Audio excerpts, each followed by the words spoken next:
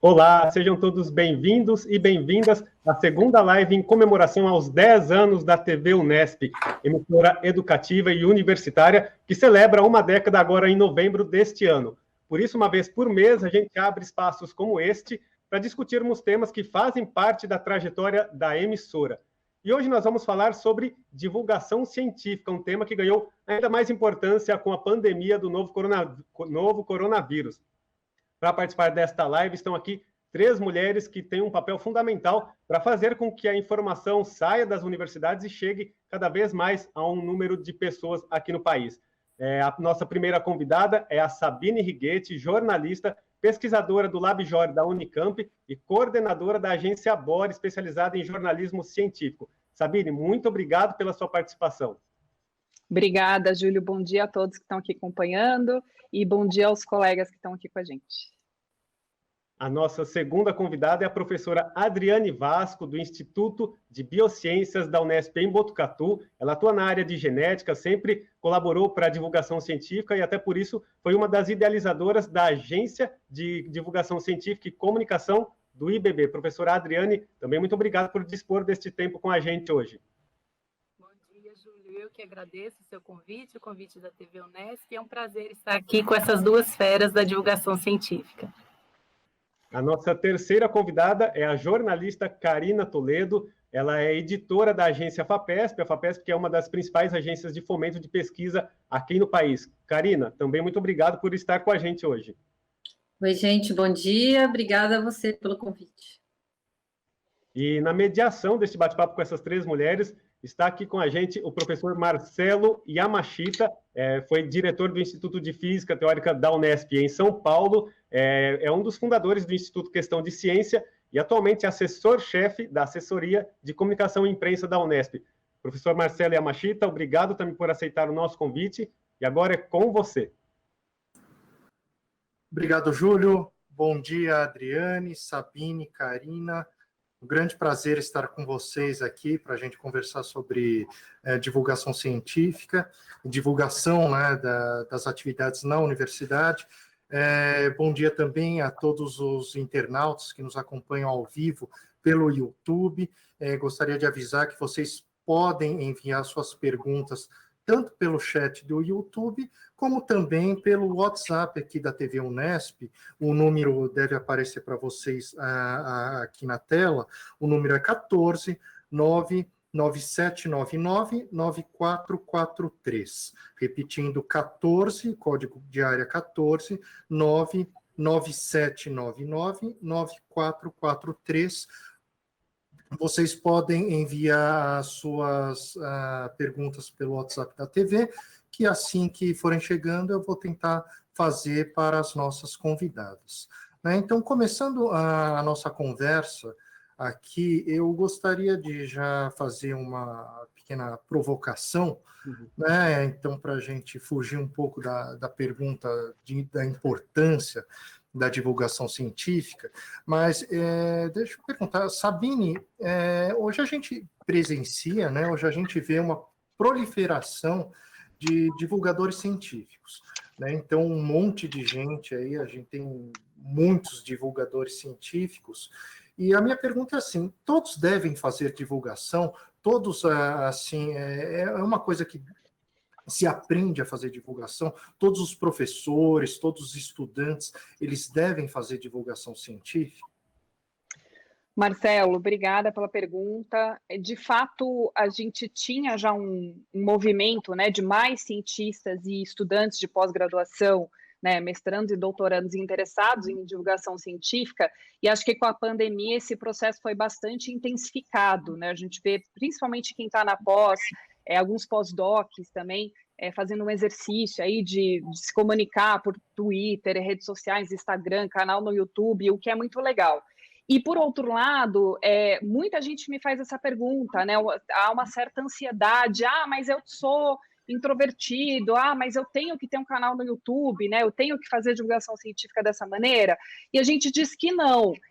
Na verdade, não se espera, né, isso em nenhum lugar, nenhuma universidade, nenhum país do mundo, todos os cientistas têm um canal no YouTube ou um Twitter com milhares de seguidores. Isso não existe. Algumas pessoas têm um perfil mais comunicativo, e aí é muito interessante que se comunique diretamente com a sociedade por redes sociais, se a pessoa tiver vontade de fazer isso e tiver interesse e tiver uma certa, inclusive, capacitação. O que a gente diz é que as universidades, elas têm que ter instrumentos para quem quer fazer isso.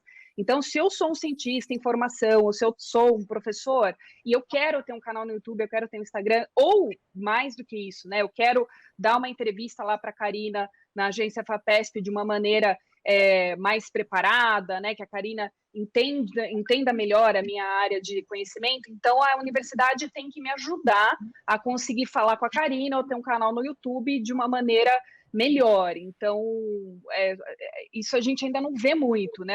Alguns cursos ou alguma forma de capacitação que em universidades de excelência isso é bem comum, assim, ter disciplinas, cursos rápidos, media training. A Universidade de Michigan, que eu sempre exemplifico, onde eu fiz parte do meu doutorado, só na equipe de media training tinha 5 profissionais quando eu estava lá. Imagina, 5 jornalistas numa universidade só para fazer media training, para treinar os cientistas a falar com a imprensa. Isso deve ser quase toda essa equipe lá na comunicação, né, Marcelo? É muita gente. Então, isso a gente ainda não tem. Mas, respondendo a sua pergunta, não é todo mundo que tem que fazer, mas as instituições têm que se preparar para quem queira, para poder apoiar esses cientistas que queiram fazer. Entendi. Obrigado, Sabine, pelas suas colocações, né? E eu acho que é importante, você mencionou também a questão das mídias sociais, YouTube, Facebook, Twitter, enfim, essa questão das mídias sociais. E eu queria saber de todas, né, sobre essa importância da mídia menos tradicional para que o estudo feito na universidade chegue à população.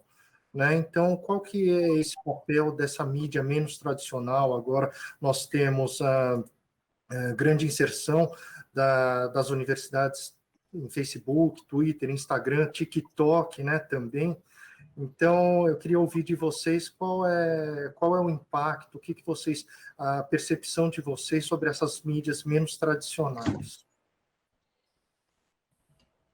Posso falar, Marcelo?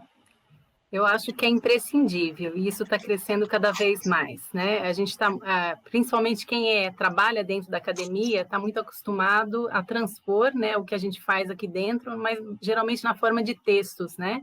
Eu acho que isso tem que mudar, principalmente se a gente pensar em diferentes parcelas da sociedade e mais ainda pensando nessa juventude. Então, a gente tem que atingi-los, né? E para isso a gente tem que falar a linguagem deles. E, nesse sentido, nós temos que usar essas mídias que não são consideradas tradicionais. Então, hoje o YouTube está sendo muito usado, mas a gente também pode usar Instagram, Facebook, TikTok, se a gente quer atingir realmente o público mais jovem ainda, né, numa linguagem diferenciada e que cause impacto e que chame a atenção desse público mais jovem. E existem outras redes que vêm crescendo também, como o Reddit, né, que tem várias sub-redes dentro e que eu acho que a gente precisa se inserir ali para chegar até diferentes parcelas, falando uma linguagem completamente diferenciada, e aí vai de encontro ao que a Sabine falou, né? Não é todo mundo, e mesmo que a gente tenha esse apoio dentro da academia para a gente aprender a transpor e falar numa nova linguagem, é muito difícil, mesmo para quem tem já esse perfil, né? A gente leva muitos anos para que a gente consiga realmente chegar a fazer difusão científica com uma linguagem alternativa com a qual nós não estamos acostumados. Eu queria ainda fazer um comentário sobre a primeira pergunta, sobre todo mundo deve fazer divulgação. O que eu percebo, assim, eu estou quase 10 anos já na agência FAPESP, e quando eu comecei, a gente tinha muito mais que ir atrás dos pesquisadores, ver quais projetos estavam finalizando, para ir perguntar o que tinha de resultado interessante para divulgar, e muitos deles ainda se sentiam mais fechados à ideia. Hoje em dia isso está mudando muito, assim, eles estão muito mais procurando a gente, mandando sugestão de pauta, olha, estou publicando um artigo em tal revista, tal, embargo é dia tal, só que ainda é um grupo limitado, assim, e a gente acaba falando muito mais com aquele mesmo grupo, que é o que já está acostumado a falar com jornalista, que gosta, que sabe como fazer, e que aprendeu por conta própria, né? Não teve esse media training, como a Sabine comentou, que faz toda a diferença, porque quando você entrevista um professor de uma universidade de Harvard ou outra dessas de excelência, você vê, o cara sabe falar exatamente o ponto principal em pouco tempo, de forma objetiva, clara, faz muita diferença. E então eu acho que quando o próprio pesquisador se interessa, acaba rolando e está aumentando cada vez mais, eles estão se interessando, isso é muito bacana.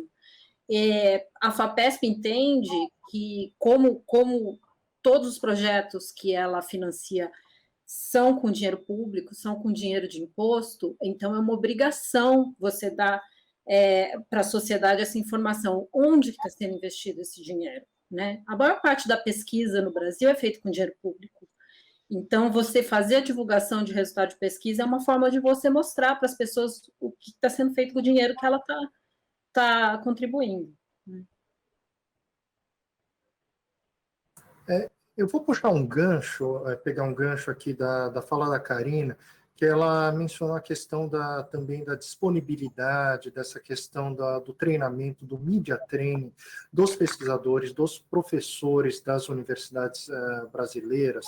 Aqui, eu queria perguntar para a Adriane, a gente vê que, na verdade, como que essa questão do apoio da universidade à divulgação e à divulgação científica, né? Os pesquisadores, a gente vê que os pesquisadores falam muito da importância da divulgação, da disseminação desse conteúdo científico para a sociedade, mas existe de fato um apoio institucional para fazer essa atividade? Essa atividade ainda é vista como importante dentro da academia ou é vista como um certo preconceito ainda, como uma atividade menor, como uma atividade que talvez o professor faz quando tiver tempo, quando sobrar algum tempo ele faz? Eu queria ouvir um pouco de você sobre essa questão da ação além do discurso, da importância da divulgação científica. Marcelo, em relação a esse media training, a gente não tem, né? Se existe, é raríssimo em poucas universidades, e até os alunos nos pedem muito isso, principalmente vinculado à pós-graduação, que a gente tenha disciplinas voltadas à divulgação científica, ao treinamento desses alunos. Mas esse apoio vindo da gestão universitária, eu acho que ele ainda é praticamente inexistente. Mas esse cenário eu acho que vem mudando em relação aos gestores, né?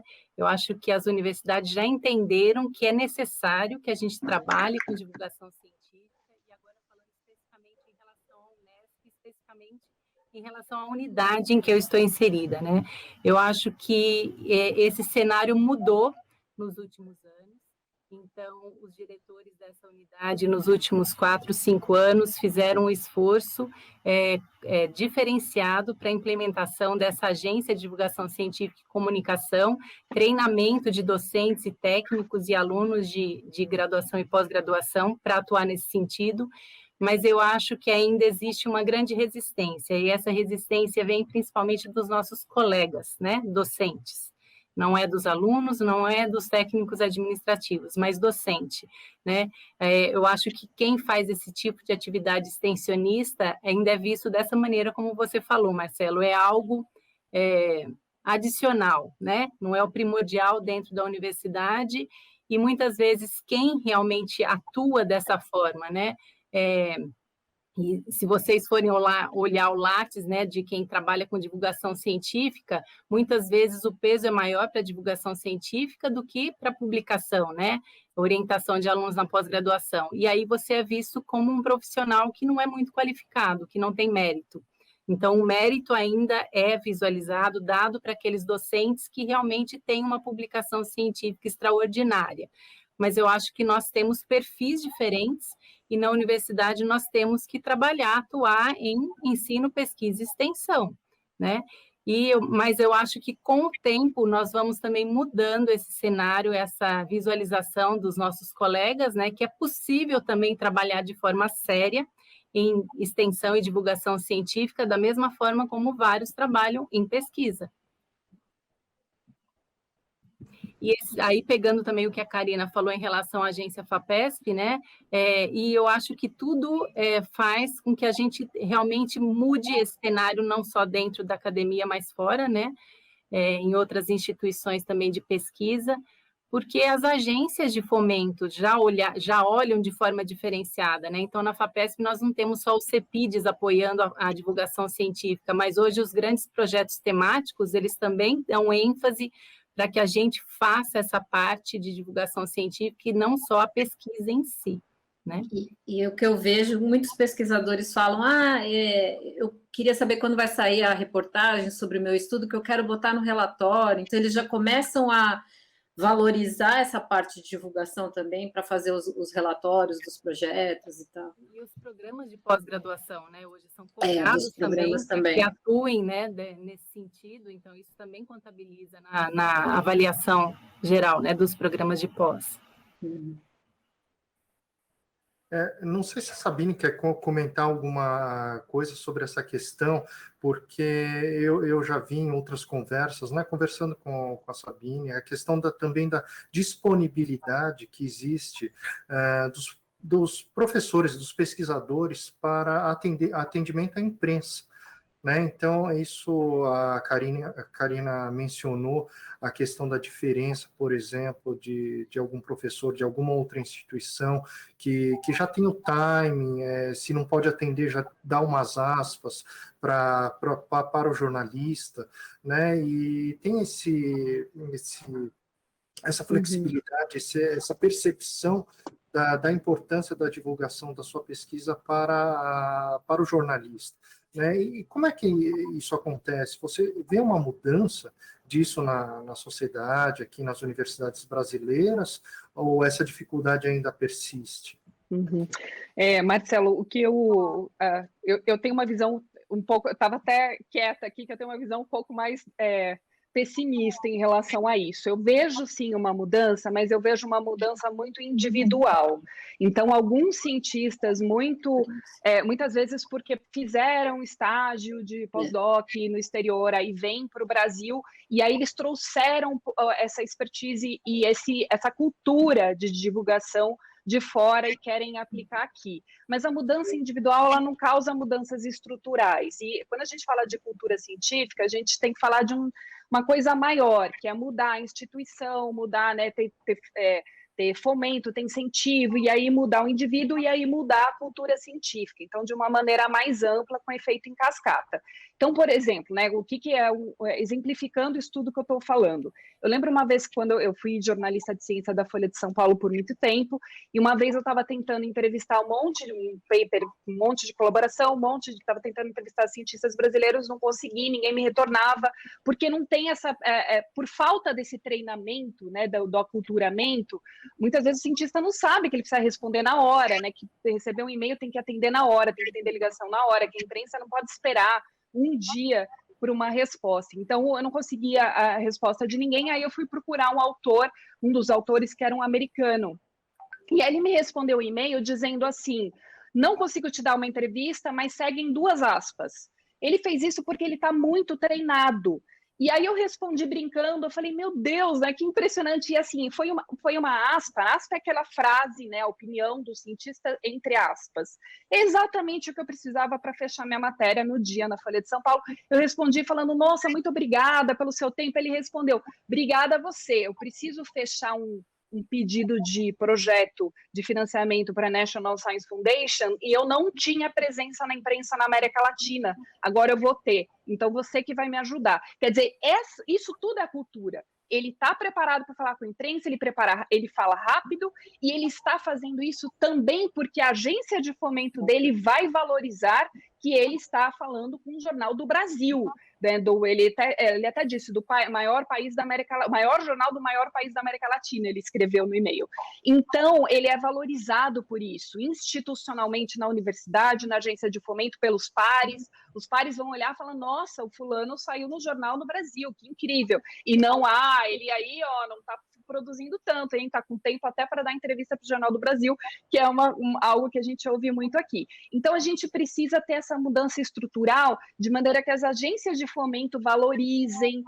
A gente já tem lá, né, o campo no Lattes, né, o currículo dos cientistas que se preenche, mas isso tem que ser valorizado na promoção de carreira nas instituições e tem que ser treinado, né? Tem que ser valorizado institucionalmente com treinamentos. Isso é uma forma de demonstrar incentivo. Eu vou te treinar para fazer isso. Vou te treinar para falar no Congresso e para falar com a população via imprensa. Então, eu acho que enquanto a gente não tiver essa mudança estrutural, a gente vai ter só alguns indivíduos fazendo uma movimentação, e isso não é suficiente, né, para a gente conseguir ter uma cultura científica mais sólida. É verdade, essa questão da mudança estrutural, acho que você tocou num ponto fundamental, porque quando você vê os editais de concurso, né, concursos para docentes na universidade, dificilmente você vê abertura para um divulgador científico, ou mesmo quando abre para um concurso que tenta dar uma importância maior, o que vão olhar é aquele bloco de artigos de ciência dura, né, em jornais científicos mesmo. Pouco importa a participação em mesas redondas, artigos em veículos da grande mídia, né, de grande circulação, né. E eu só queria fazer uma pequena pausa aqui, lembrar as pessoas que estão acompanhando a gente pelo YouTube e ao vivo, para enviar suas perguntas, tanto pelo chat do YouTube, como pelo telefone, pelo WhatsApp da TV. O código de área é 14, o telefone é 997999443. Está no chat lá do YouTube também. Envie suas perguntas para a Karine, a Adriane e para a Sabine. Karina, uma pergunta aqui. Vocês da FAPESP noticiam bastante os projetos que são financiados pela FAPESP, e muitos deles ainda são projetos em andamento, são pré-prints, né, artigos que ainda não foram submetidos à análise por pares e estão ainda em processo de revisão para publicação em algum jornal especializado. Como é que vocês lidam com essa questão essa precaução para não noticiar eventualmente algum estudo que esteja errado ou tenha alguma conclusão duvidosa, né? Porque, como a gente sabe, toda esse hype, né? Da cloroquina, toda essa questão da cloroquina apareceu com a divulgação de um pré-print do Didier Raoult, né, pela grande mídia. Né? Como é que vocês lidam com essa questão na agência FAPESP? Então, essa questão da divulgação de pré-prints foi uma exceção que a gente abriu durante a pandemia. Normalmente, o critério na agência FAPESP é artigo publicado em revista indexada, revisado por pares. Justamente porque na nossa equipe não tem ninguém que é especialista nas áreas que a gente está publicando. Nós somos todos jornalistas que cobrem ciência, entendem alguma coisa, mas não sabe avaliar com esse rigor todo, né? Então, passa por revisão por pares. A primeira vez que a gente abriu uma exceção foi durante a epidemia de Zika. Foi uma matéria que a gente fez na época do pessoal envolvido com a criação da rede Zika, né? Que teve o apoio da FAPESP, e agora por causa da Covid-19. Essa também é um questionamento que a gente está o tempo todo se fazendo. Será que a gente está fazendo bem de divulgar pré-print? Será que a gente tinha que segurar mais? Mas a questão é que também a maioria dos jornalistas agora descobriu o MedArchives, né? Está todo mundo acompanhando os pré-prints. E ainda a gente, lá na FAPESP, a gente toma o cuidado de sempre entrevistar o pesquisador, passar trechos mais complicados para ele checar, para ver se a informação é aquela mesma. E, assim, também a gente conhece assim, os pesquisadores que são conhecidos nossos há muito tempo, que a gente sabe que tem um trabalho sólido naquela área, né? Eu não publicaria um pré-print de um pesquisador que eu não conheço, que não tenho referência nenhuma sobre ele, por exemplo. E muitas vezes aquele mesmo pré-print foi divulgado na imprensa por um jornalista que nem entrevistou o pesquisador. Então, pelo menos, eu falo assim, já que vai sair de qualquer jeito, a gente pode tentar divulgar aquilo de uma forma um pouco mais contextualizada, né? Esse tem sido nossa avaliação até agora, mas eu também ainda estou na dúvida se é a melhor política. A gente está constantemente se questionando e avaliando e vendo onde que erramos, onde que acertamos, porque nessa pandemia está tudo acontecendo muito rápido né, e as coisas mudam muito. Um dia, uma coisa que todo mundo acreditava, aquela questão, por exemplo, de Manaus ter atingido a imunidade de rebanho, né? O próprio Júlio Croda, num webinar que foi feito Butantan, Agência FAPESP, ele estava convencido dessa possibilidade, né? De que lá os casos tinham diminuído porque uma porcentagem da população já estava infectada, já tinha se infectado e tal. Depois a realidade veio e mostrou que não era nada daquilo, né? Então, estamos ainda aprendendo também, porque está tudo muito rápido. Não sei como vocês veem essa questão. É interessante você mencionar o caso do Júlio, né? Que a ciência muda, né? Conforme a ciência, as coisas vão acontecendo e os cientistas vão compreendendo, né? O vírus, a dinâmica, o conhecimento vai avançando. E acho que além dessa questão que vocês trouxeram, tem a questão da gente estar acompanhando a ciência como se fosse um Big Brother, sem estar preparado para isso. Científica de base, mesmo quem é altamente escolarizado, quem é população de elite, a gente não tem educação científica de base boa, né? A gente não entendeu o processo científico, de decora o que é angiosperma, gimnosperma, a gente não entende o processo científico e não entende que um cientista, não é que eles erraram, é que a informação que tinha naquele momento era aquilo, né, que aí aquilo é revisado, aí o artigo é publicado, aí a ciência caminha e aí se muda, né, muda-se o paradigma, por exemplo, e vai para outro caminho. Isso é ciência. Como a gente não está acostumado com isso, então a gente fica o tempo inteiro derrapando e os cientistas não sabem o que dizem, porque o conhecimento está avançando, é assim que é. Só que é a primeira vez que a gente vê em tempo real. E em relação a pré-print, também acho que isso também dialoga com a nossa falta de conhecimento científico, de entender. Muitas vezes o jornalista ele faz o trabalho direitinho, ele diz, olha, isso aqui é um estudo experimental, ainda não foi revisado, é uma primeira conclusão, tudo pode mudar, como obviamente a agência FAPESP faz, mas ainda assim a falta de educação científica ou outras questões levam a pegar aquilo e transformar em outra coisa. No caso da cloroquina, isso ficou muito evidente, porque a cloroquina virou um grande hype depois da fala do Trump, no dia 19 de março. Quer dizer, o estudo foi publicado em fevereiro, saiu um pouquinho na imprensa, mas quando o Trump veio e disse, cloroquina antimalárica vai curar a Covid, a pandemia, não é nada disso, e aí isso repercutiu em vários lugares, incluindo no Brasil, aí que virou uma loucura.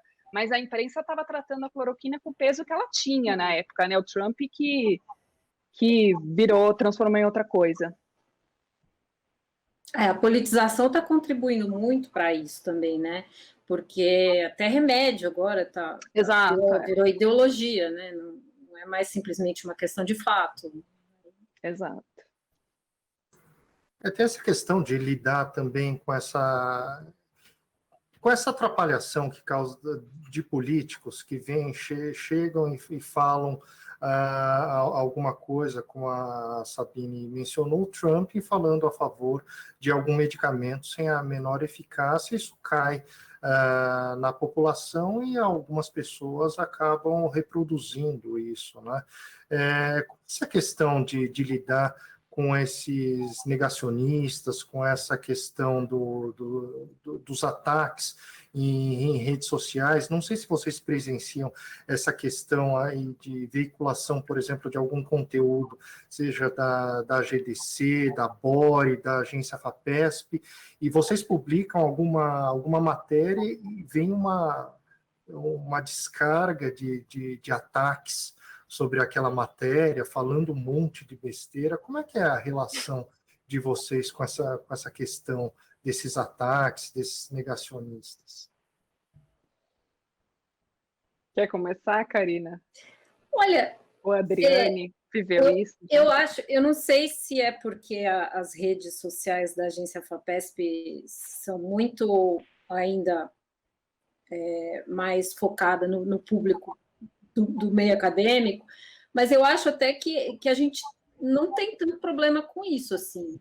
Foram casos muito pontuais, de modo geral, as pessoas nas nossas caixas de comentário se comportam bem, assim, a gente não teve grandes problemas, acho que foram bem pontuais, assim, essa questão, por exemplo, da imunidade de rebanho, que foi muito, quando é uma coisa muito política, né, que toca muito nessas questões sensíveis, mas não é um grande problema, assim, de modo geral. Bom, eu vou falar a mesma coisa que Karina, né? A GDC nunca teve, assim, um ataque dessa forma, né? A gente recebe, geralmente, perguntas acerca dos conteúdos postados e aí nós respondemos de outra maneira. Mas, recentemente, nós tivemos em relação a uma reportagem que saiu na BBC News, né? E aí foi uma chuva realmente de críticas, né? E especialmente dos negacionistas. E, na verdade, nós não rebatemos nada disso. O que a gente faz é coletar todas aquelas informações e pensar em novas formas de fazer outros modos de divulgar para tentar minimizar ou levar uma melhor compreensão daquilo que provavelmente não foi compreendido ainda. Eu acho que um dos grandes problemas é que muitas vezes a gente está trabalhando com divulgação científica, mas a gente está comunicando, mas não necessariamente significa que o público que está lendo ou vendo aquele produto está compreendendo realmente aquela informação, né? Então, a gente tem que ter maneiras também, de verificar se houve ou não, né, uma compreensão, né, daquele conteúdo que foi informado. Eu acho que os ataques, eles são um pouco institucionais também, mas eles são muito pessoais, né?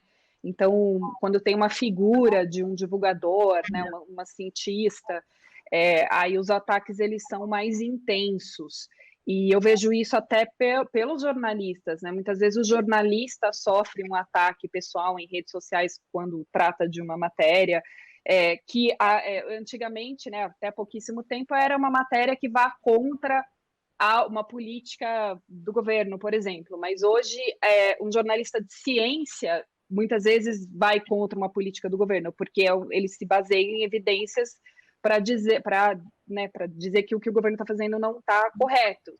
Por exemplo, questão de lockdown, né, necessidade de lockdown, ou tratamentos que não têm eficácia contra a Covid, enfim, ou que a gente precisa se vacinar, poderia dar 1000 exemplos aqui.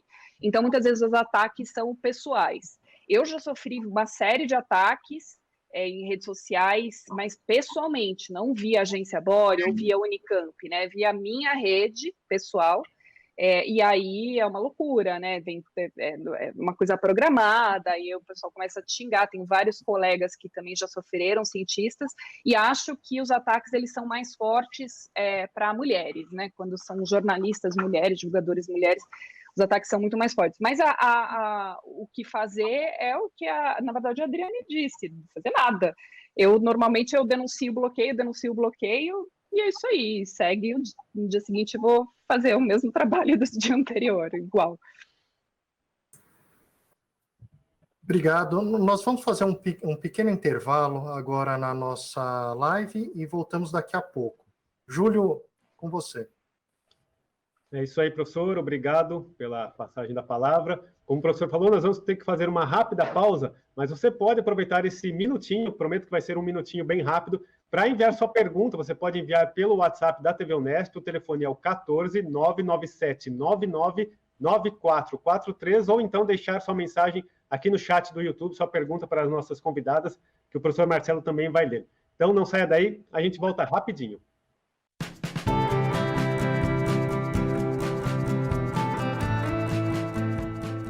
Nos dedicamos a ensinar, a inovar e a transformar por meio da ciência e da atuação social responsável.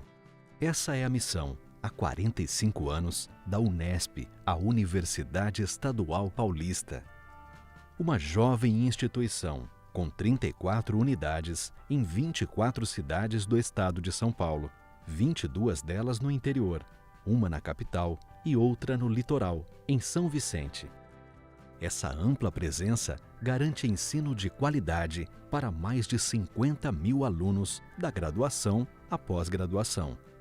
Estamos entre as universidades que mais produzem ciência no Brasil e temos orgulho de dialogar com as comunidades e compartilhar o resultado do nosso trabalho. Falar da Unesp é falar de todos e todas que ajudaram a tecer essa história em prol de um ensino público, inclusivo e de excelência.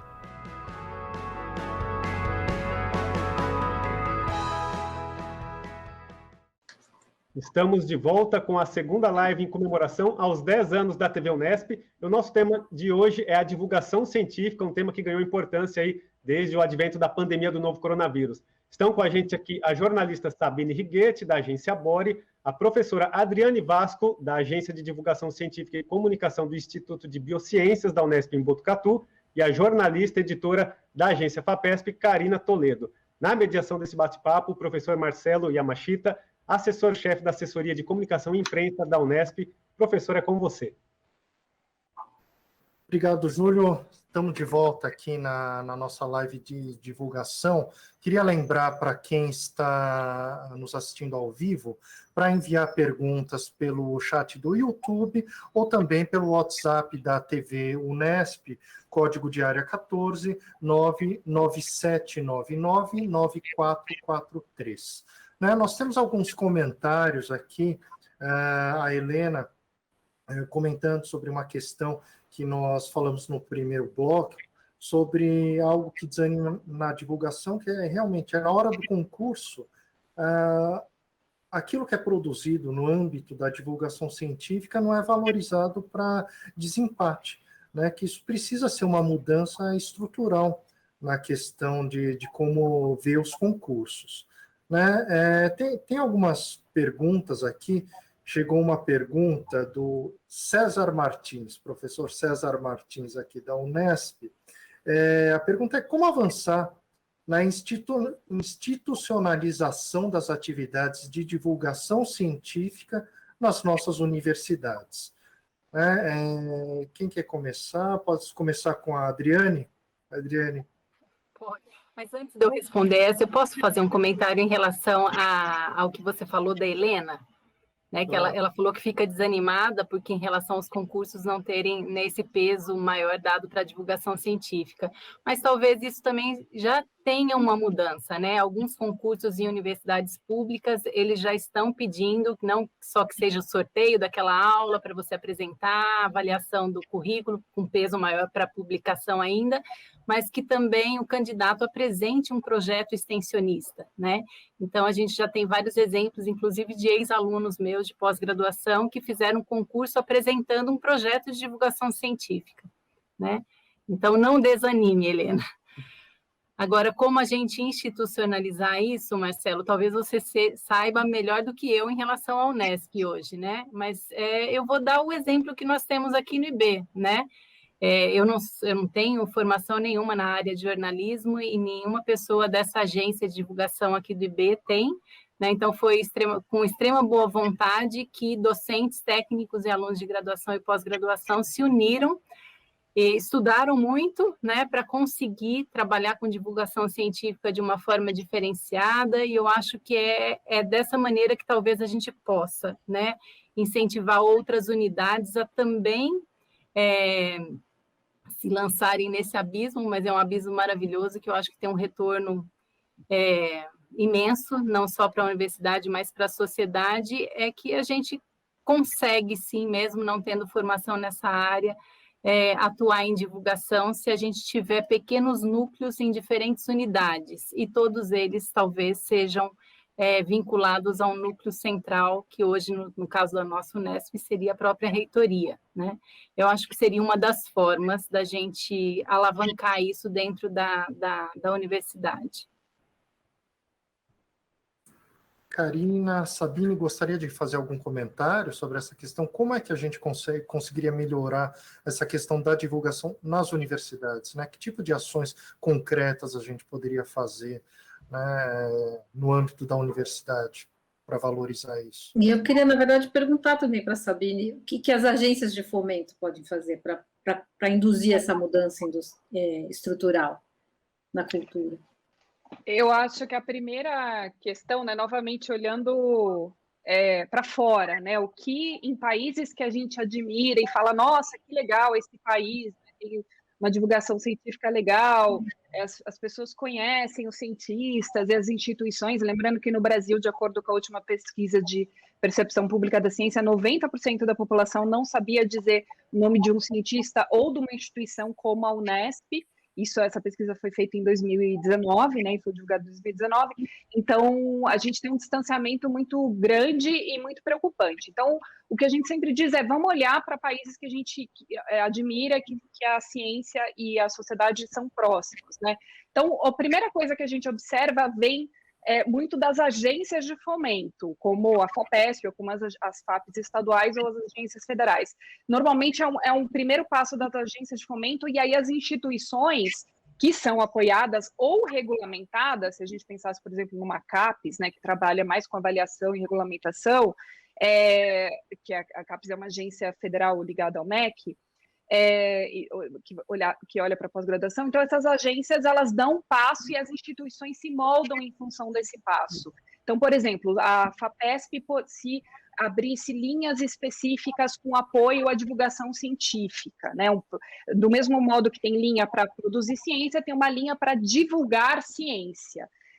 A gente tem na FAPESP um programa maravilhoso que se chama Mídia Ciência, que eu tive bolsa desse programa, mas não tem uma linha de apoio à divulgação científica, né? Se a professora Adriane, por exemplo, quiser submeter um projeto para um grande projetão de divulgação científica, não tem uma linha para isso. Então, demonstrar, né?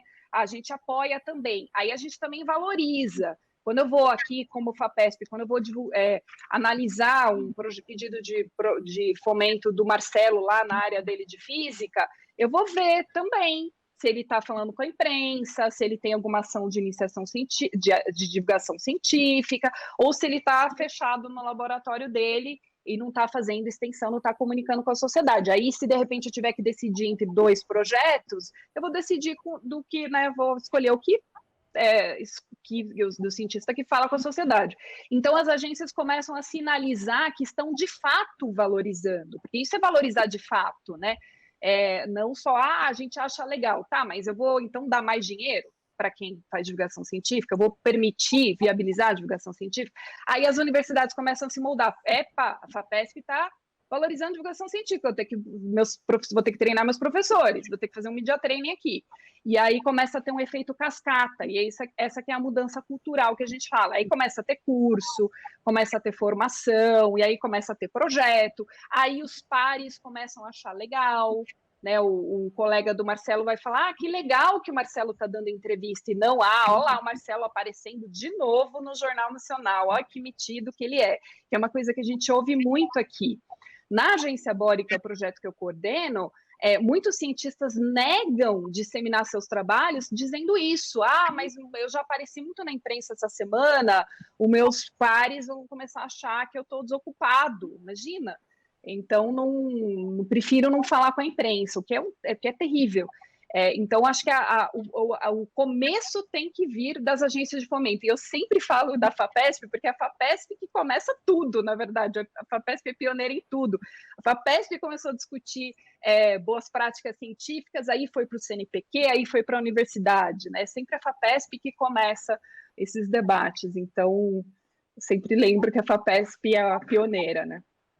E não seria o caso também de incluir no currículo dos cursos uma disciplina sobre divulgação? O que a gente também, novamente, o que a gente vê em universidades, né, nas quais a gente se inspira, é que há cursos. Então, não que toda graduação vai ter uma disciplina que eu vou ser obrigado a fazer, mas há cursos transversais, né, que alunos de graduação podem escolher fazer.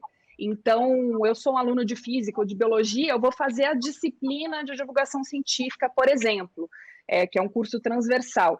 E, novamente, quando eu estava em Michigan, eu dei aula em alguns desses cursos para a graduação e para a pós-graduação. Tem, inclusive, possibilidades, assim, curso mais curto, curso maior, com foco em redes sociais, com foco em escrever. Olha só que incrível.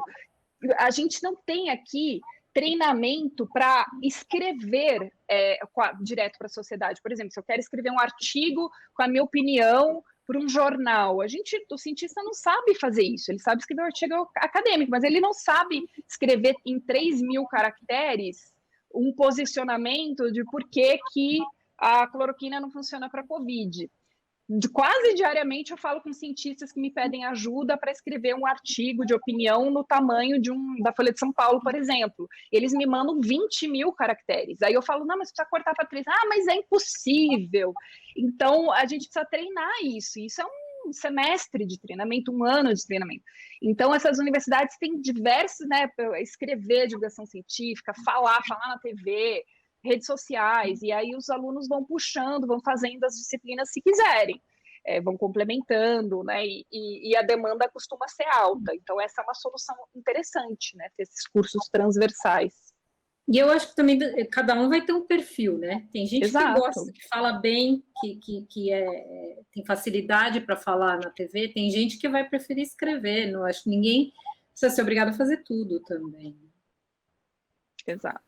Essa pergunta da graduação, de uma disciplina de graduação, foi uma pergunta que veio também pelo chat do YouTube, do professor José Alexandre de Jesus Perinotto. Ele é assessor aqui na reitoria, né? E a pergunta dele é exatamente essa que foi respondida agora: se vocês acham possível inserir na estrutura curricular da graduação uma disciplina voltada para incentivar a divulgação científica.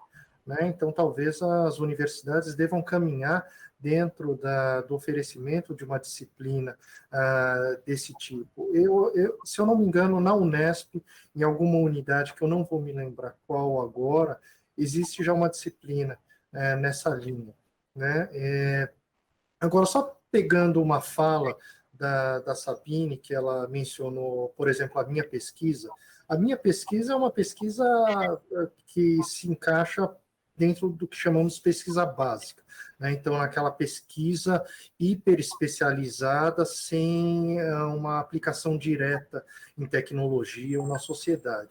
Então, minha pergunta é assim: qualquer assunto dentro da universidade, dentro das pesquisas que são feitas aqui dentro da academia, elas poderiam ser transformadas em algum material noticioso, alguma coisa para ser noticiada para a sociedade?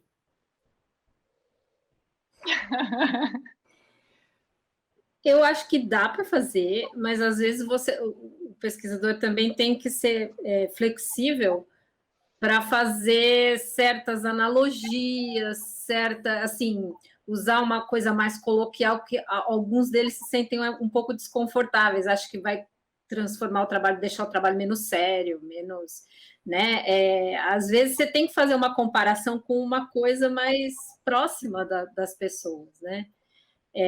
Mas eu acho que dá para fazer. Em termos de assunto, eu diria que sim. Eu acho que qualquer assunto ou seja, qualquer área da pesquisa, mesmo que seja específica, ela é noticiável, nesse sentido que a Karina disse. Então, fazer uma analogia ou fazer um pouquinho de extrapolação, né, isso aqui eu estou estudando porque isso pode levar a tal coisa, ou porque esse conhecimento é a base de tal fenômeno que é muito importante na nossa vida. Toda vez que a gente fala com um cientista lá na Bore, a gente pergunta, a gente tem 6 perguntas que a gente faz para todos, e uma das perguntas é: o que a sua pesquisa muda na vida das pessoas? Eu tenho que saber, o que muda na vida das pessoas, mesmo que seja uma pesquisa básica. E nunca um cientista deixou de responder. Ele normalmente tem um choque, daí a gente fala, alguma coisa muda. E aí ele vai até ele conseguir chegar. Não, realmente, isso aqui é importante, nem que seja... Eu preciso ter conhecimento sobre isso, eu preciso ter conhecimento, por exemplo, astronomia, eu preciso ter conhecimento sobre onde que a gente está, né? O que acontece ao nosso redor, isso muda a vida das pessoas. Então, inclusive, a astronomia é um assunto é muito popular, né? As pessoas adoram acompanhar a astronomia, que é super teórico e é muito popular.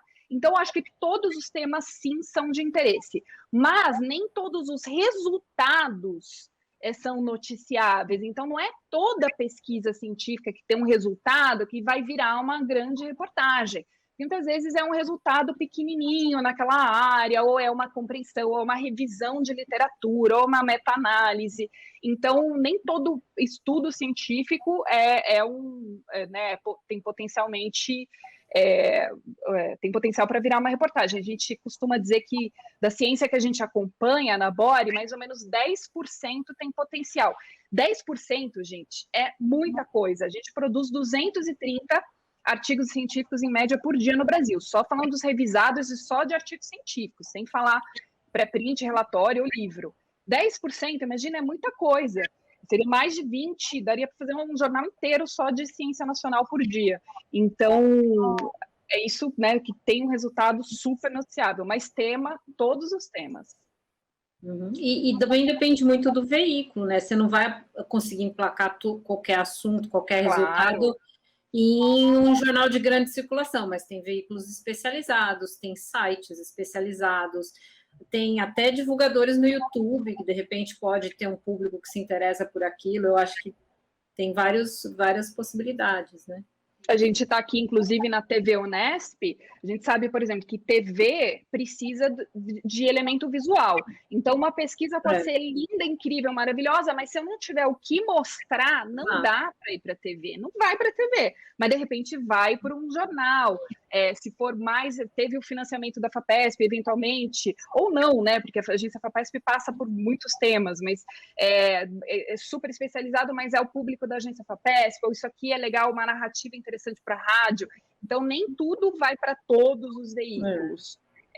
Mas dependendo até da característica, imagina, visual. Isso os cientistas também precisam ter esse conhecimento, né? Isso aqui é mais TV, isso aqui é mais jornal, sei lá. Eu acho que muitas vezes nós, pesquisadores, a gente fica muito preocupado em colocar na mídia o resultado das nossas pesquisas, né? Mas nem sempre isso é possível, como vocês estão falando, né? Mas é possível que a gente divulgue outras coisas também. Então, o processo que leva a toda essa pesquisa, esse resultado final, uma técnica específica que tem sido realizada, um conceito de física, por exemplo, né?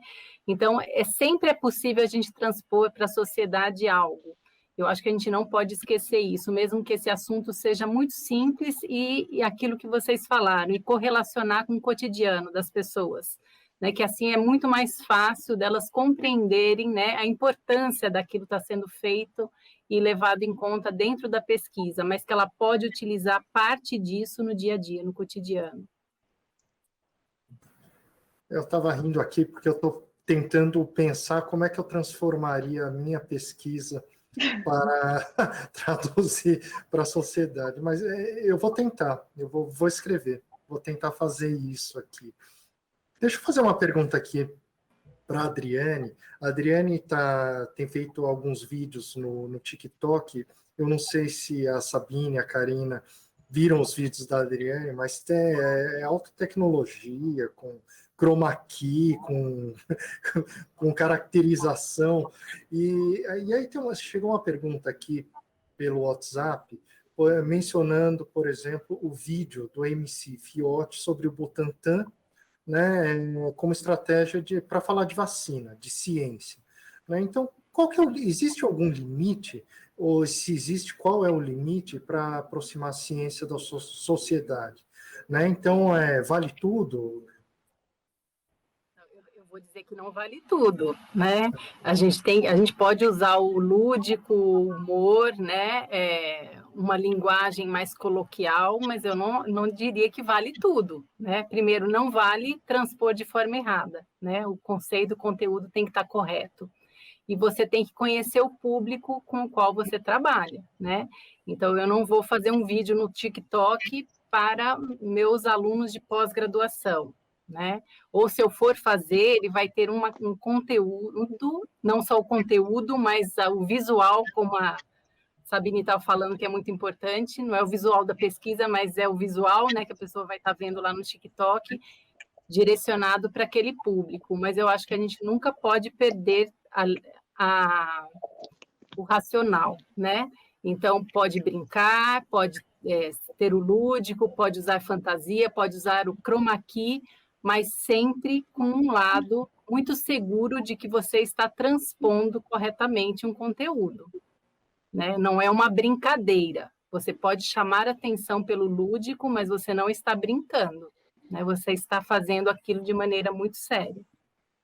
Um risco muito grande que ocorre nessa área é você prometer mais do que a pesquisa realmente oferece. Você, por exemplo, um composto que apresentou resultado para tratar uma coisa numa cultura de célula, você já vender aquilo como um possível medicamento para doença X.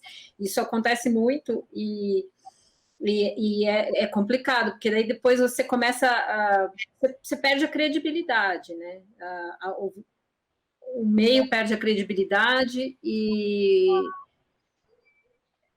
às vezes o que acontece na agência também é que a gente faz um texto mais pé no chão, aí de repente quando ele é reproduzido em outro site, o título vai lá e aumenta, né, o negócio. A gente tem que ir atrás e falar, não é bem assim.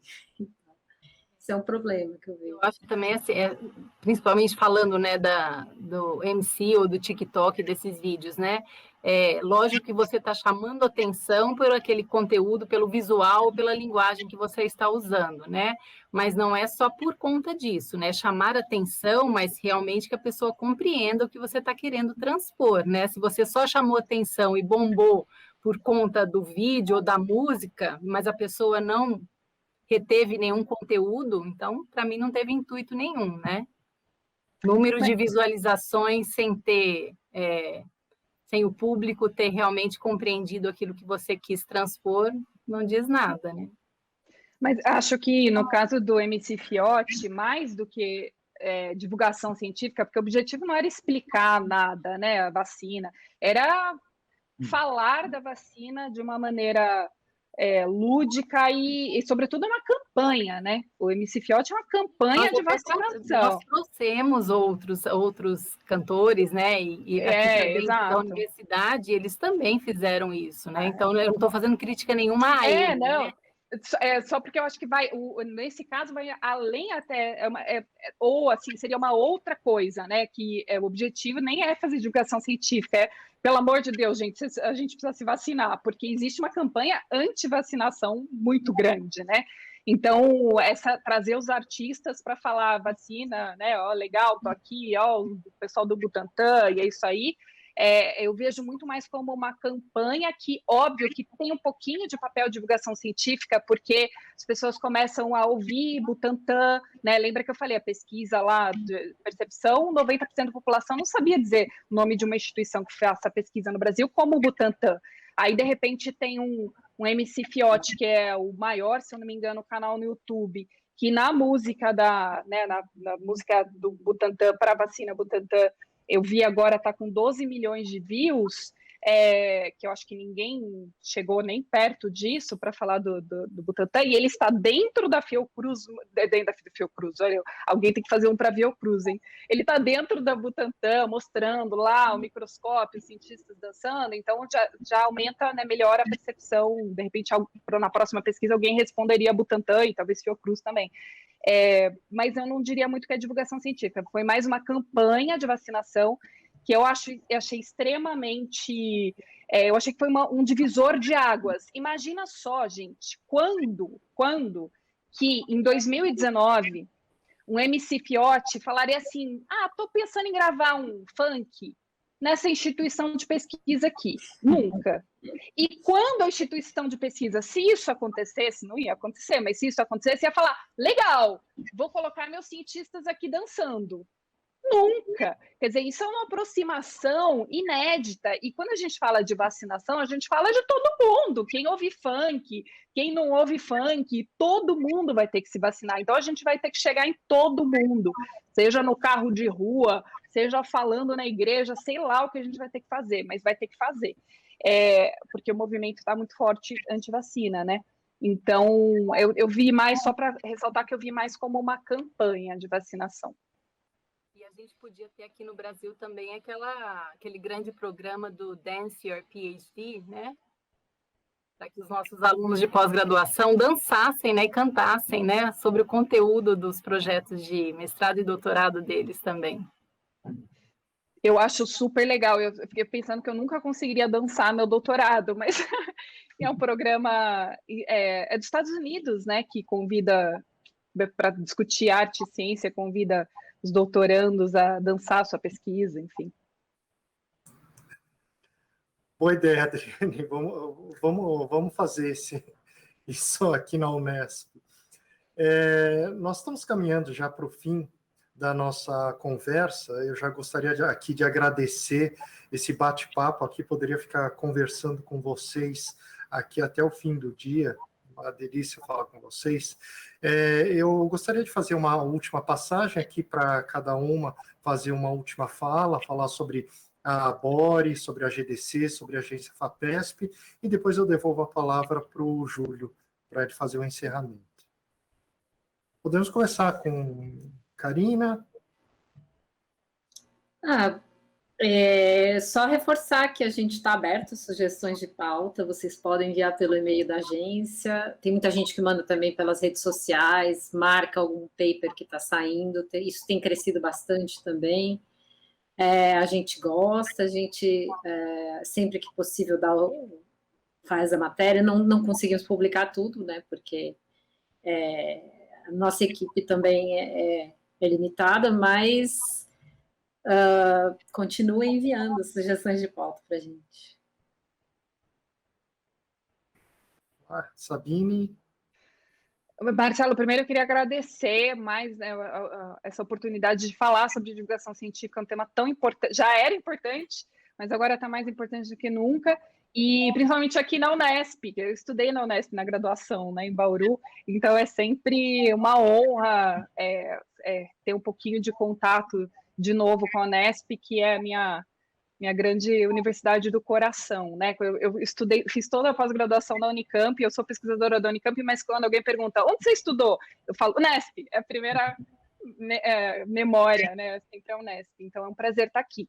E sobre a Bore, eu queria convidar, eu vou até escrever no chat do YouTube, quem tiver interesse em acessar abore.com.br, é um projeto de divulgação da ciência brasileira para a imprensa brasileira. Então, a gente fala, a gente leva a ciência inédita de excelência do Brasil para a imprensa, para jornalistas como a Karina, ou jornalistas de rádio, de TV, de jornais, para esses jornalistas terem conhecimento dessa ciência e poderem escrever e cobrir e fazer reportagens sobre essa ciência.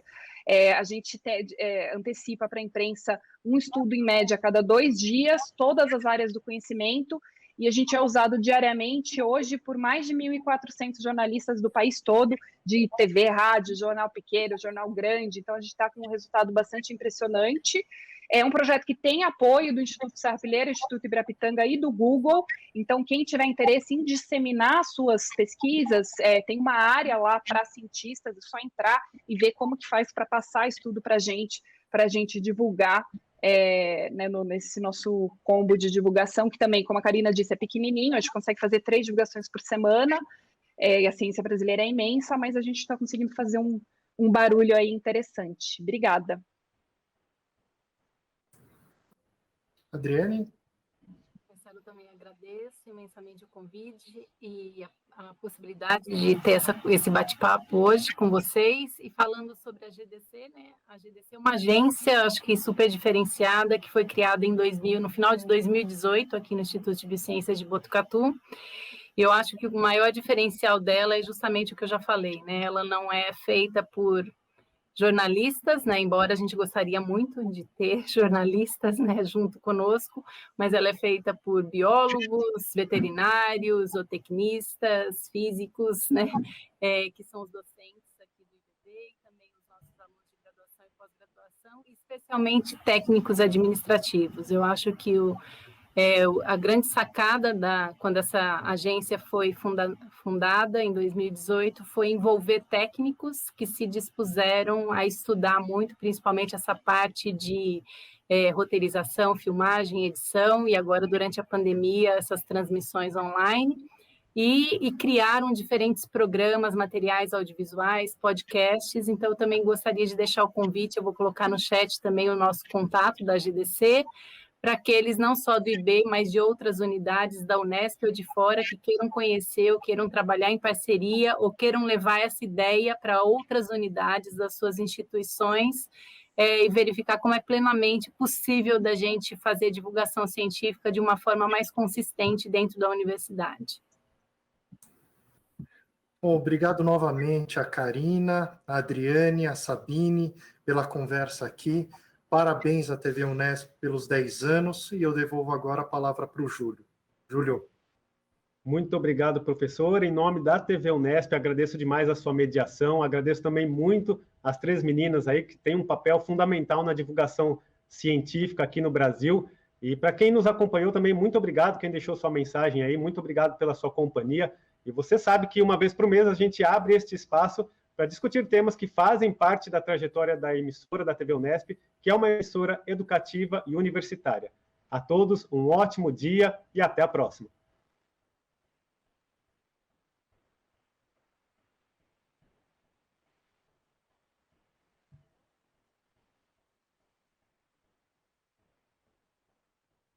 Valeu, Renan. Sabine, desculpa pelo tempo que passou um pouquinho. Não, imagina, que isso. Foi ótimo, excelente. Eu estava vendo aqui uma mensagem